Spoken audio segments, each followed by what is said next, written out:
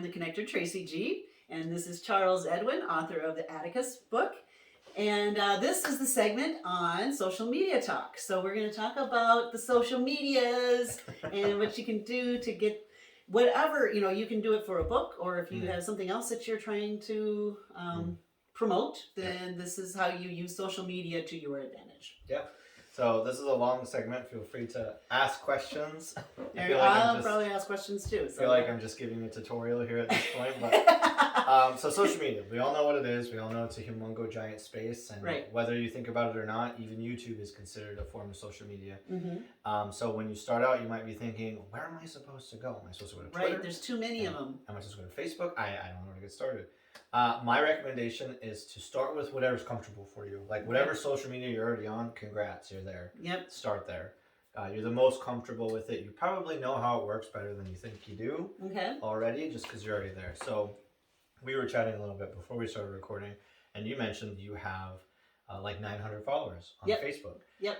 So something that's really important to know right away, and I'm going to touch on this quick before we get into like new starting out versus established, is you need to know where you already are and what type of audience you already have. So if you're first starting out, you might want to just shotgun yourself everywhere that you feel comfortable. Get a Twitter, get a Facebook, get a Instagram, get a TikTok.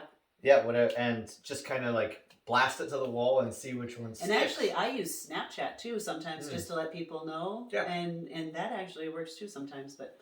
Yeah, because I've had people link into YouTube from Facebook or from Snapchat. I like to look at it as you never know who's going to use what, so you just make the roads available and let them all take roads whatever lead they to want. me. Yeah. That's how I like to look at it. But as you start doing more social media and you start to find your audience and you start to grow, you're going to start having to like put things by the side. Right. So in the last video we talked about, Chuck, what social medias do you use? I use Instagram, TikTok, and Twitch.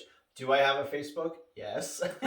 Do I use it? No. And my like demographic isn't there either. Okay. So there's no true reason for me to have it. I just keep it there in case people want to use it. Right. But I don't. It's the least updated of everything that I have. So when you're starting out, use what you already have, or try to make accounts all over and start posting stuff. I don't think you have to like diversify your content in the early days that much, because you're just trying to build yourself up anyway. So if you're brand new, go ahead and make the same post everywhere. Right. Just to see how it will work.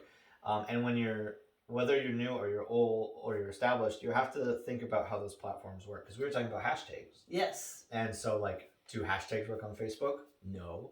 And on Twitter, they do work, but you should only use one, maybe two hashtags. Write this down, guys.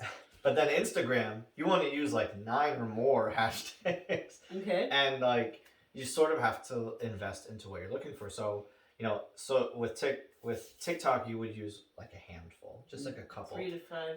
Two to five. And the nice things about Instagram and TikTok and even Twitter is when you use a hashtag, it shows you how many impressions you're getting. And an impression is like how many people are using this, how many people are interacting with it. Right. And that's a really useful tool, because if you're going to post content, do you want to use the most seen thing? Maybe. Right. But you're also fighting with 40 million other people to get in front of people as to where. So like if you were making an Instagram post and you were going to be like, I have my new book. Hold on. We're going to bring in Minnie May because she's sitting here whining. This is Minnie May. Hi, puppy. She'll just sit on my lap because that's what they were actually bred to do, is just sit on your lap. So anyway, sorry, keep going. So if you were if you made a brand new book, and I'm TG Connectors, and I just made Universe, I take my selfie, throw it onto Instagram. Now would I use the hashtag author? Maybe. Well, but who looks up author? How many people are going to see it? So you'd want to maybe do like indie author, hashtag Minnesota author, hashtag North Dakota author. Okay. And you would want to use those. You want to use a good amount, and then take a look at how many people are using them. And when you're like a small creator like me, I'm pretty small. I'm looking to use hashtags that have like just a couple thousand. Okay. Because then I'm actually getting thrown in front of people that want to look at that specific hashtag. So I know I'm going to get get some traction. See, and that's one of my errors is I've looked at, oh, this has got 1.4 billion people, so I think, oh, I should use that one. But you're saying, no, that means that's actually, you're going to get lost in the wave of everyone else. It's not a bad idea to just attach it, because Okay. maybe you will get in front of some people, Right. but you don't want to only be using like Right, the big billion ones. or the Yeah. million. Maybe a couple toss- thousand Yeah. viewers. because Okay. then you get in front of, you're more likely to get in front of somebody, Right. and you probably have less competition than every single person on the planet saying they're an author. Right. How many Minnesota authors are Right, there really? Minnesota, or North Dakota authors, Yeah, right. and so that's what I'll do for. And then Long would Author you Course. put a hashtag of maybe like it's paranormal, like hashtag paranormal or hashtag futuristic or sci-fi or something like There's that? nothing wrong with like adding the genre of what your book is. Now Okay. this is just specifically for books or maybe Mhm. whatever your video is. But there's nothing wrong with that. Just take a look at how many people are posting, because you can even add a little extra stuff on the end to do. So like you could go paranormal, or paranormal author, or Oh, okay. paranormal genre. Right. So take a look at like how that changes. Who's looking at it and Yeah. how many? Yeah. Okay. Because paranormal could be a millions type Yes. one, but paranormal genre could be like 10K, Right. and that still works because you're still in the paranormal genre, but now you're getting a more narrow field of view. Question for you, and I'm just throwing this out on the side, just right now. I haven't told him I was asking this. Okay, so now I'm going for social media. Okay, so I'm going on a road trip with my mother in February, and we are going to be traveling through Iowa, then Missouri, Mississippi, and then we're going to end up in Alabama, and we're going to be there for a week. And she's an author, and I'm an author, and I was going to bring some of our books with us. Now, should I keep maybe just this YouTube channel as one of my, for if people want to follow our trip, and put little bits and pieces, or would you come up with a different YouTube channel, or maybe put that on Twitch or Reddit or TikTok, and do its own specific thing? What do you? I live in the world that until you're a certain size, Mhm. and I mean like hundreds of thousands to million Right. size, Okay. just don't diversify your camps, because before you know it, you're gonna have Tracy's cooking channel, Tracy's shopping channel, Tracy's whatever. Right, and they're all different platforms, and they're all different. separate. So keep them all in one jar, basically. Yeah, I mean, you want to look at your content and be like, is this on brand for what I'm doing? Right. And if it is, then just keep it in your house. If it's Right. not, then you go, do my people want to watch me do this? Right. Well, and Kind mine of is thing. Tracy G from the heart, so everything's from my heart, and it's all kind of like connecting people to, just a better life is all of it, really, or a better you, like how to be an author, be a better you, follow your dreams, kind of a thing. So that's how this is all in my wheelhouse. So probably just keep it in the same wheelhouse then. Yeah. And that's another thing I started doing is branding everything Tracy G from the heart on Instagram and on my YouTube and TikTok, I think. But I do have Taylor Knight is my author name on one of my TikToks. Yep. And I do have 2 TikToks. So should I get rid of one of those probably or not? Look at your demographic and your follower numbers. Okay. If you are over 1,000 on both, it doesn't really matter. Then just keep them both. Yeah, because I mean, like, so on TikTok you need like 1,000 or more followers in order to go live, which Okay. is like a benefit. Right. And so it can be a while. It can take a while to get there. But if you're Right. already over 1,000 on both, you sort of have your communities established for both at that point. Okay. So there's no point to get rid of them other Okay. than I don't want to manage 2 TikToks. Right. If I just am like. Yeah, if you're like, I'm sick of making 2 different types of content, Right. I'm gonna umbrella this all under one, and you just got to pick which one you want to be under. Gotcha. But if you're already established on both, then it's really just comes down to how much you want to Okay. manage 2 different accounts. Gotcha. All right. Yeah, I think the other thing I want to touch on quick is before I really started to grow on Instagram, I was sort of doing what you were doing. Where like, oh, I'm authentic and I'm gonna post whatever I want all the time. Mm-hmm. And I didn't really post posts. I posted stories, so I was Right. constantly updating my stories. But you don't get a lot of exposure from that. Okay. Your stories on Instagram are really just for people who already follow you. Right. Which is, I've cracked 1,000 I think back when we were first meeting, I just broke 1,000. And Okay. I'm still climbing. And if you can make a post every day, it can work out really well. I was working with someone who I asked for their opinion, like, hey, could you look at my content? Uh-huh. And she's like, yeah, you got to narrow it down and stop posting in your stories. So, like, pick 1 or 2 lanes and do that. And since I'm really trying to push video games and writing, Okay. I'm published author and cozy video game reviewer is what my Instagram says. So people know exactly, like, oh, this guy has wrote books. Oh, this guy plays video games. Right. Right. So they, like, know what they're getting right away. There And you so if you, like, scroll down my timeline, you can see, oh, well, here's some video games. And, well, here's obviously some books. So you know Right. exactly kind of what you're getting. go. Okay. And so I've really, like, spun it to live there. Okay. And that's kind of what my content is. It's working out. I've got a very broad audience of, like, 20 to 35-year-old women who like video games or like books or both. Oh, nice. And that's what my, like, demographic is. And that's the other part of social media is if you're established like you are, Mhm. you have to look at where your demographics are, like what age they are they male or female, what type of stuff do they actually like. Because when you have a business account, you can sort of see that. Mhm. You know, what other content do they like? You could also turn your stalker mode on a little bit. Okay. Go look at your individual followers to see who else they follow. Okay. And be like, what do I have in common with the people that they're following? What do I have in common with some of the things they're liking? And see if it still matches on brand with what you're doing. Okay. Because then that lets you know, are you following me because you thought it was funny one time? Right. Or are you following me because, like, my values are your values? Right. And that gives you a good idea of, like, you know, what your followers are like. Gotcha. And so that can help you pick which social media is best for you. My wife's uncle, he swears up and down I should be on Facebook Mhm. because he's on Facebook. Right. And Right. it's like, well, that works for you. Congrats. Your demographic is 45-year-old dudes. That's not my demographic. Right. My demographic is 20 to 35-year-old women. And they are and mostly on Instagram, Instagram and TikTok. and TikTok. Which is where, like, that's where my followings are. Okay. So you kind of, that's why there's no perfect answer, like, what's the best social media? You have to look at what works for you and what your demographics are and kind of. You know what I found out when I was in Hollywood is that most of the producers and stuff are on Twitter. Twitter is pretty much like a bit. It's kind of like business. walking into a business meeting to eat popcorn and watch people just yell at each other. That's Exactly. like all. When I first started Twitter, my wife was like, "Why do you have a Twitter?" And I'm like, "Oh, I follow Nintendo. I follow Sega.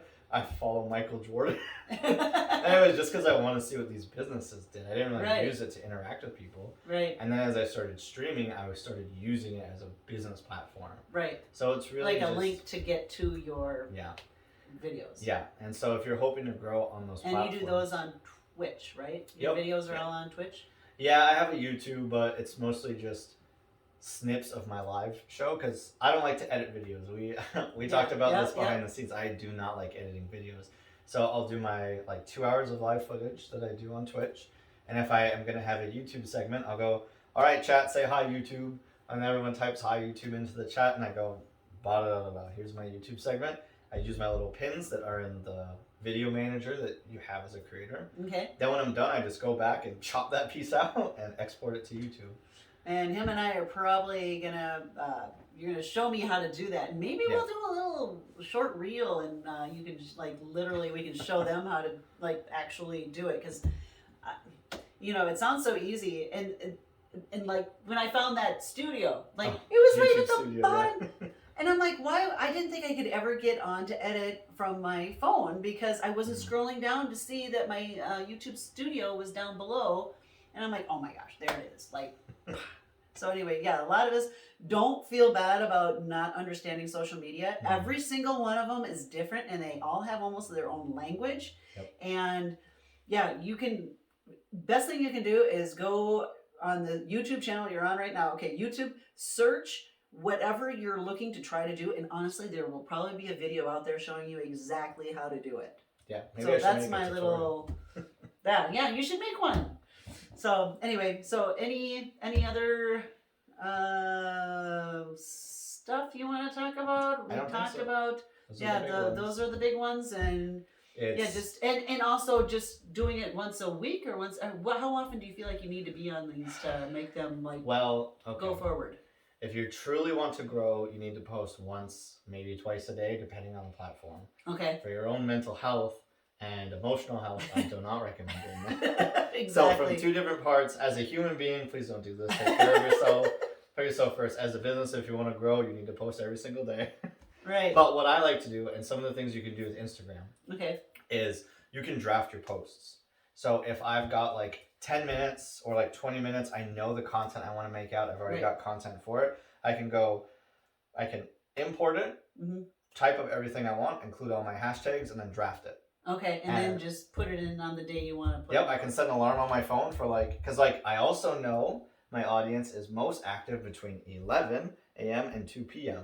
So I want to post in the window that they're active. Okay. So I'll set an alarm on my phone at like 11:30, go post the draft. Right. And then I'll go into the app, go to the draft, hit post, and I'm done. But I did it the night before. Right. When I had time to set it up. And that's an Instagram thing, but most of them do that, you think? Well, TikTok also has drafts. Twitter does have drafts. It's been a while since I've been on Twitter. Okay. But you can type up tweets, draft them, Okay. and then you can go in and post them later type thing. I'm pretty sure everything has a draft system. You just have to look at it if you can do it. I think Twitter for some accounts might let you do automated posting. So you can type it up, click the post this tomorrow at 9 a.m. And then you don't just even leave have to it. You don't even have to be there. Oh, there we go. When I used to use Twitter, I did use that quite a bit. But TikTok and Instagram do not have that. So you have to put them in the drafts, then manually come back. So, I have only one more question I was thinking. Okay, so like, we were talking about our websites.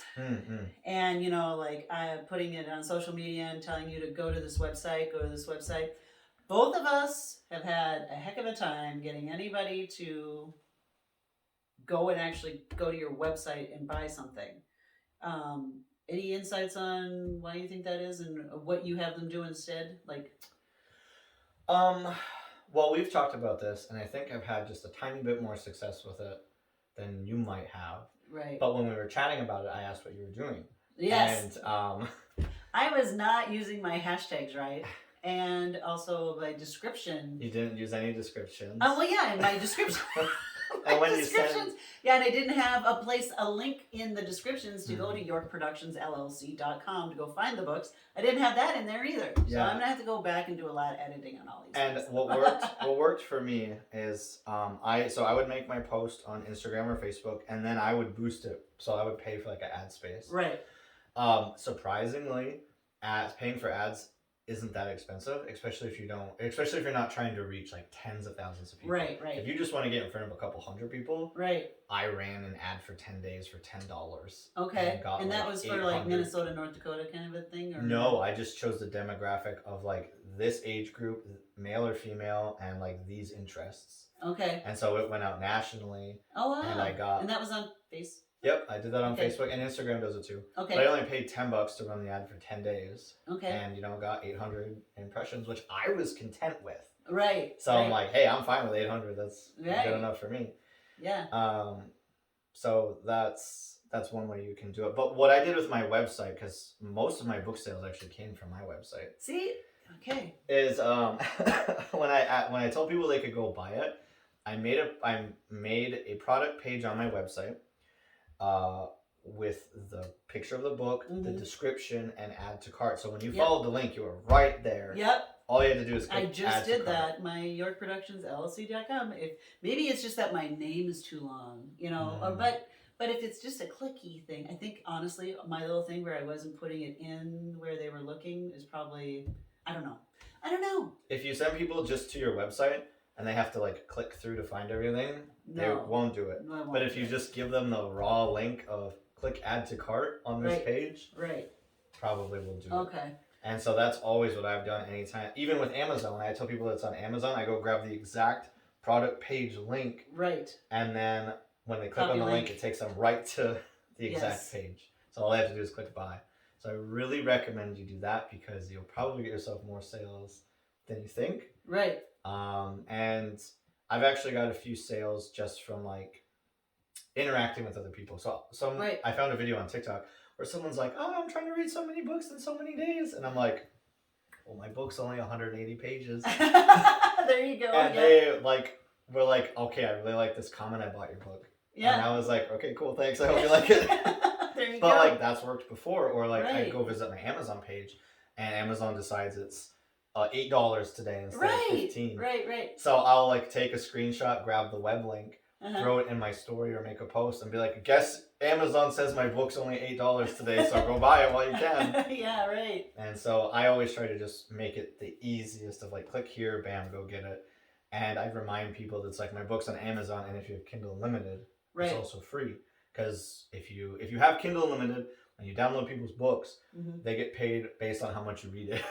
Oh, okay. So like you get it for free, and if you finish the whole book, that gives us the maximum like. Oh, I did not even know that. Well, good to know. So yeah, go to Kindle Unlimited if you have that. And then actually that book is on Amazon Audible.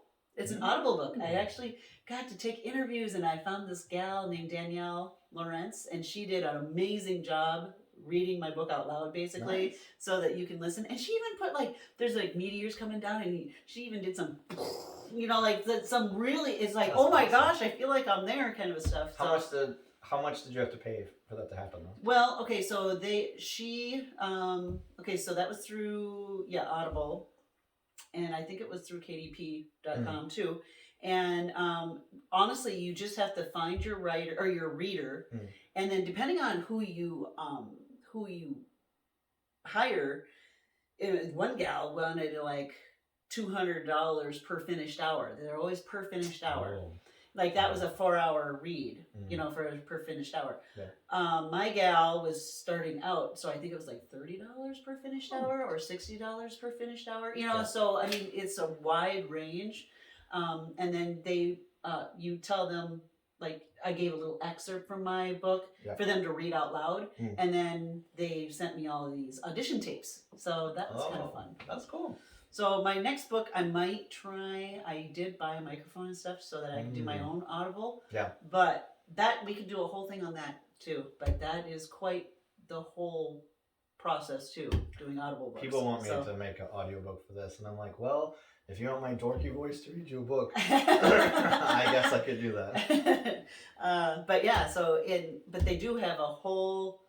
If you go to Audible, they have all these people that you can, you put out a ad basically saying wanted this book, and then they can go check it out, and then they can submit their audition tapes. Cool. Yeah.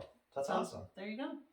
All right. Well, I think that is all for today, guys. Have a great day, and we'll see you soon. Bye. Bye.